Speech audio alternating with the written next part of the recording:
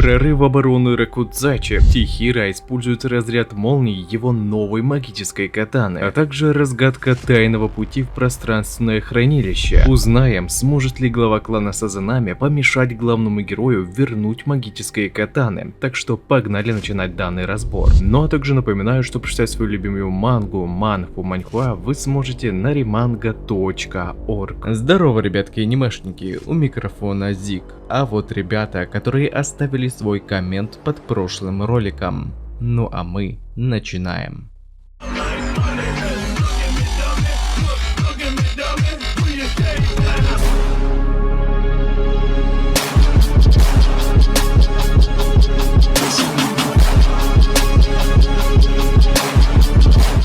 Повествование 28 главы Кагурабачи начинается 4 ноября с небольшого разговора главного героя Исибы по поводу пространственного хранилища клана Сазанами. Благодаря своей разведке золотой рыбкой, Тихира пришел к выводу, что данное хранилище физически не существует в реальном мире, и это действительно подпространство, находящееся за гранью их мира, бесконечно простирающееся как по горизонтали, так и по вертикали. А раз это пространство полностью контролирует глава клана Кьора Сазанами, Ракухира стало интересно, как именно передавались права на его использование семье Сазанами. Поэтому он спросил Хакури, знает ли тот, как передавалось лидерство в клане. По его словам, их отец стал главой после того, как предыдущий глава, их дед, сильно заболел. Для этого была проведена некая церемония, вот только в силу того, что тогда он был мелким, много чего ему уже не вспомнить. Но он припоминает, что была проведена некая церемония на подземном кладбище клана Сазанами. Из этого Тихира сделал вывод, что пространственное хранилище не переходит автоматически к новому главе клана. И тогда слова Кьоры о том, что если его убьют, хранилище перестанет существовать, вероятно, были правдивы. Однако спустя пару дней разведки в этом пространстве главный герой обнаружил нечто странное. Дверь прямо посреди товаров для аукциона. Но по его мнению, она не являлась лотом, поскольку все товары были на своих местах и в зависимости от их ценности хранились либо в клетках, либо в кейсах. Единственное, что также не было ничем защищено, это отдельно стоящее оружие, которое, вероятно, Кьора и выдавал отряду Тоу. И что удивительно, все смотрители, которые здесь появлялись, ни разу не использовали эту дверь, имея другой способ свободно телепортироваться в это пространство. Так что, взвесив всю информацию, которую удалось раздобыть, Тихира сделал вывод, что все-таки доля правды в словах Кьоры была, но после его смерти исчезнет не само пространство, а доступ к нему. И сама эта дверь, в данный момент никем не используемая, является аварийным входом для того, чтобы вынести ценный товар. Затем, сделав зарисовку этой двери и показав ее Хакури, его предположения подтвердились. Она действительно была запасным входом на случай смерти главы клана. И находилась она на самом нижнем уровне под залом, где проводится аукцион Ракудзачи. Место под названием подземное кладбище клана Сазанами Нагино-Джоэн. Если дословно, сад успокаивающего очищения. И именно эта локация под Ракудзачи стала целью Ракухира. Перемещаясь в настоящее время, услышав шум за пределами аукционного зала, Кьора осознал, что Тихира все-таки догадался о том, что к пространственному хранилищу есть запасной вход. Но он был даже рад его появлению, ведь сейчас множество головорезов из личной охраны криминальных авторитетов ринутся, чтобы убить его в жажде получить вознаграждение в размере 50 миллионов йен. А уже после смерти предыдущего владельца магической катаны, Кьора сможет заработать гораздо больше, так как ценность свободного клинка сильно увеличивается. Очутившись в разгаре сражения, взяв катану рассекающего облака в зубы, Тихира дает нам понять, что в данный момент от катаны остались лишь тлеющие угольки, и после нескольких активаций она полностью уничтожится. Но ГГ все равно активирует молнию, заполучив невероятную скорость, с помощью которой он моментально высекает группу противника. Головорезы же не растирались и решили ориентироваться на свет, исходящий от катаны рассекающего облака. Но приблизившись к нему, их ждало полное разочарование, ведь ГГ намеренно использовал свой второй клинок в качестве приманки, чтобы дезориентировать врагов, уничтожая их пачками. Однако внезапно свет в помещении восстанавливается, и вместе с ним появились более серьезные противники. И, видимо, кто-то из них способен восстанавливать вещи, раз уж ему удалось вернуть упавшую люстру на место. Вот только конец главы меня вообще поразил, ибо буквально сразу же после появления новых врагов прозвучал взрыв, после чего на поле боя показалась Хиюки, владелица огненной кости. И что-то мне подсказывает, что в следующей главе мы увидим, как эти двое будут сражаться вместе, поскольку в данный момент у главного героя нет его магической магической катаны, а рассекающие облака в скором времени окончательно сломается. Так что я пока не вижу повода для Хиюки сражаться с главным героем, разве что до того момента, пока Тихира не доберется к своей катане Небеса Бездны и истинному удару. Что же, оказалось, что Ракухира никак не восстановил катану, ранее принадлежащую Соджо, ведь большую часть времени он разведывал обстановку внутри пространственного хранилища клана Сазанами. Ну а Шаль, видимо, сильно устала после того, как вернула руку главному герою, так как сейчас она отсыпается в машине. Надеюсь, Хакадзона порадует нас дуэтом Хиюки плюс Тихира, ибо в противном случае, если ему придется сражаться еще и с ней, ГГ придется нелегко. В любом случае, ждем следующую главу Кагурабачи. И также не забывайте, что писать свою любимую мангу и не только вы сможете на remanga.org.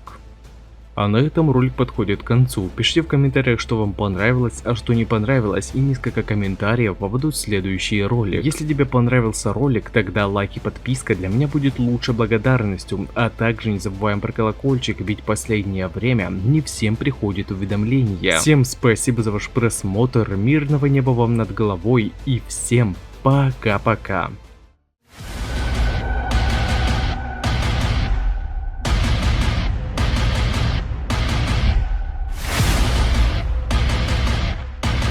Tiraram suas 6 espadas mágicas, mas não conheciam a 7ª.